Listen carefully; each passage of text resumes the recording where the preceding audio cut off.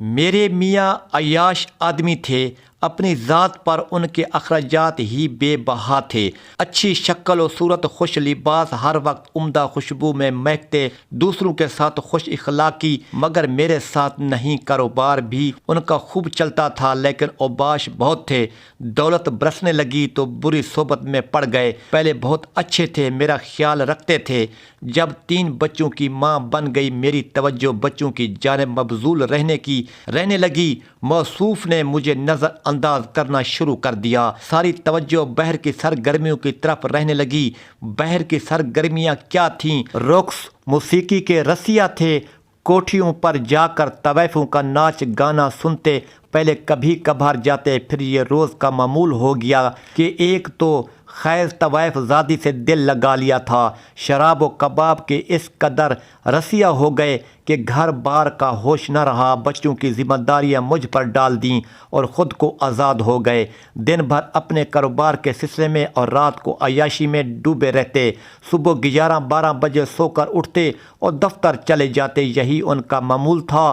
ان کو اپنی سرگرمیوں سے فرصت نہ تھی کہ بیوی بچوں کو کچھ وقت دے پاتے۔ گھریلو وسائل سے نظریں چرانے لگے۔ جب ان کی لاپرواہیاں حد سے بڑھنا شروع کر دیا، پہلے تو جھوٹ کا سہارا لیا کہ کاروبار بہت بڑھ گیا ہے، طبی مصروفیات بڑھ گئی ہے، گھر کو ٹائم نہیں دے پاتا۔ روز آدھی رات کے بعد شراب کے نشے میں دھت آتے اور بات پہ بات الجھنے میرے اور بچوں کی نیند خراب کرتے۔ کچھ کہتی تو بری طرح مارنے لگتے۔ تب میری صبر کا پیمانہ لبریز ہو جاتا۔ خوب روتی رہتی اور نصیب کو کوستی کہ خدا کرے یہ دولت نہ رہے جس کے بل بوتے پر خود تو عیاشی کرتے ہیں اور ہم کو پئی پئی کے لیے ترساتے ہیں۔ خدا کی کرنی انہی دنوں میرے شوہر کو ان کا ایک پرانا کلاس فیلو ملا۔ اس کا نام عابد تھا، بہت نیک تھا۔ یہ ان کا بچپن کا دوست تھا۔ اسکول میں پرائمری سیکشن کے طالب علم تھے۔ مدت بعد عابد سے ملاقات ہو گئی۔ دونوں بہت خوش ہوئے۔ ظاہر ہے کہ بچپن کے دوستوں سے ملاقات دلی مسرت کا باعث ہوتی ہے۔ عابد کو خیر نہ تھی کہ نعمان کو دولت نے اس قدر تبدیل کر دیا ہے کہ ایک محنتی اور ذہین آدمی اب شراب و کباب کی نظر ہو چکا تھا۔ وہ دوسرے شہر میں رہتا تھا، اس لیے مدت سے ملاقات نہ تھی اور نعمان کی زندگی کا یہ پہلو اس سے چھپا ہوا تھا۔ کو گھر لاتے باتوں باتوں میں اس سے ذکر کیا کہ ملازمت اس شہر میں ہو گئی اور اب وہ رہائش کے لیے کرائے پر مکان کی تلاش میں ہے۔ میرے شوہر نے فوراً آفر کر دی کہ میرا گھر حاضر ہے، اتنا بڑا گھر ہے، اس کی انیکسی میں رہائش پذیر ہو جاؤ۔ کرائے وغیرہ کی تو نعمان کو حاجت نہ تھی اور انیکسی خالی پڑی تھی۔ ان کو فائدہ یہ تھا کہ عابد اور ان کے افراد خانہ کو ساتھ رکھنے سے میں تنہا نہیں رہوں گی، کیونکہ وہ خود تو اب مستقل گھر سے غائب رہتے تھے اور میں کلی طور پر ملازموں کے رحم و کرم پر رہ جاتی تھی۔ عابد نے کچھ پس و پیش کے بعد اس آفر کو قبول کر لیا اور ہفتہ بعد وہ بڑی بہن کے ہمراہ ہماری انیکسی میں شفٹ ہو گیا۔ اس کی یہ بہن شادی شدہ تھی، لیکن شوہر سے ناراضگی کے سبب اپنے بھائی کے ساتھ رہتی تھی۔ اس کا نام سلمیٰ تھا۔ سلمیٰ کی صورت میں ایک غمسار اور اچھی دوست مل گئی تھی۔ جلد ہی ان دنوں بہن بھائی پر میرے شوہر کے کرتوت کھلنے لگے۔ یہ بہت حیران ہوئے کہ نعمان کس ڈگری پر چل نکلے تھے۔ ان کو مجھ سے ہمدردی ہو گئی۔ وہ نعمان کو موقع ملتا تو دے لفظوں میں سمجھانے کی بھی کوشش کرتے۔ تب اپنے معاملات میں ان کی مداخلت بری لگتی اور ان کا رویہ عابد سے روکھا دکھا رہنے لگا۔ عابد نے بھی محسوس کر اتنا اچھا آدمی اس کے بچپن کا دوست کس راہ پر چل نکلا ہے۔ انہی دنوں سلمیٰ بہت اچھی خاتون تھی، زیادہ وقت میرے پاس گزارتی۔ جب عابد آفس چلا جاتا وہ میرے پاس آ جاتی۔ مجھے ان دنوں کی کسی غمسار کی شدید سلمیٰ کی ساس سسر آئے اور عابد سے صلح کی بات چیت کی، کیونکہ سلمیٰ کی 2 بیٹیاں بھی تھیں جو اپنی دادی کے پاس تھیں۔ ان کی خاطر وہ روٹھی ہوئی بہو کو منا کر لے گئے۔ بچیوں کو کی خاطر اس نے بھی اپنے خامہ سے صلح کر لی۔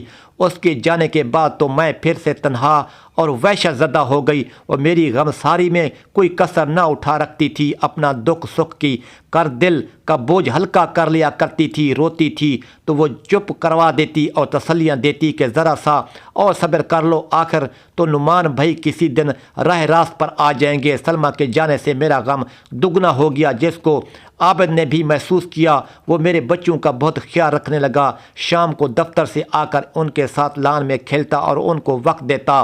بچے اس سے بھی بہت مانوس ہو گئے اور اب وہ باپ کی بجائے انکل عابد کے گھر لوٹ آنے کی راہ تکتے تھے۔ چھٹی کے دن بھی نعمان گھر نہ آتے۔ عابد میرے بچوں کو سیر کرانے لے جاتے۔ میں بھی اس نیک آدمی کا خیال رکھنے لگی جس کو کوئی بری عادت نہ تھی۔ گھر سے دفتر اور دفتر سے گھر، یہی اس کی زندگی تھی۔ فارغ وقت میں بور ہوتا تو میرے بچوں سے دل بہلاتا۔ اب میں اسے صبح شام کھانا بھجوانے لگی۔ کبھی ملازمہ کے ہاتھ اور بھی میرے بچے لے جاتے۔ اگر کوئی فوری ضرورت پڑ جاتی، بچے بیمار ہو جاتے، ان کے اسکول کا کوئی مسئلہ ہوتا، عابد کے پاس چلی جاتی کہ بھائی یہ مسئلہ ہے۔ وہ فوراً میرا کام کر دیا کرتا تھا۔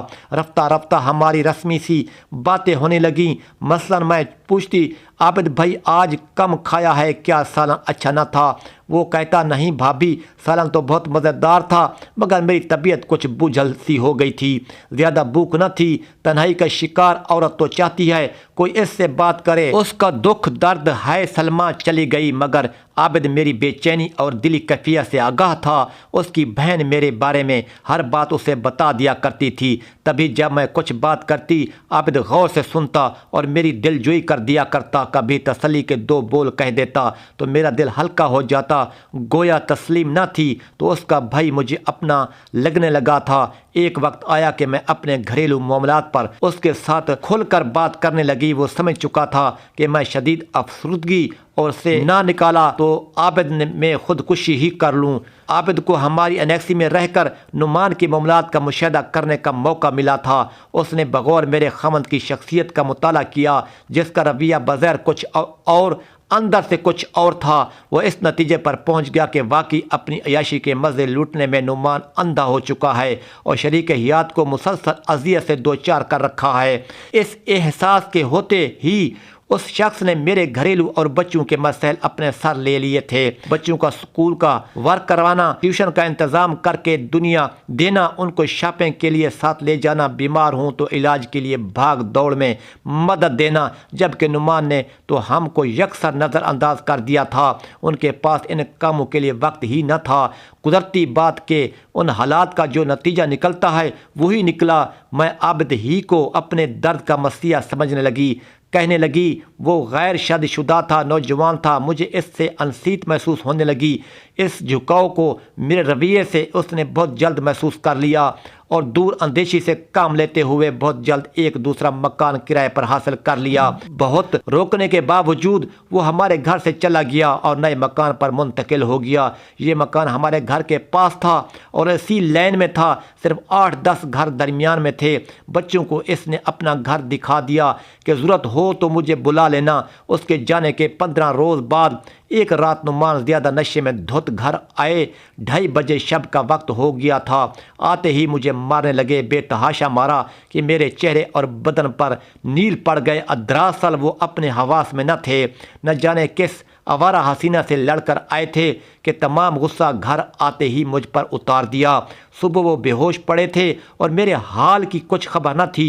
رو رو کر ہلکان ہو گئی تو بے قراری میں بچوں کا ہاتھ تھاما اور گھر سے نکل گئی۔ گلی سے گزرتے ہوئے میرے بڑے بیٹے سلیمان نے، جس کی عمر ان دنوں 10 برس تھی، اشارہ سے بتایا کہ امی یہ انکل عابد کا گھر ہے۔ جمعہ کا دن تھا۔ میں تو غم سے بھرے ہوئے دل کے ساتھ یوں ہی بوجھل قدموں سے چل پڑی تھی، بغیر سوچے کہ بچوں کو لے کر کہاں جا رہی ہوں۔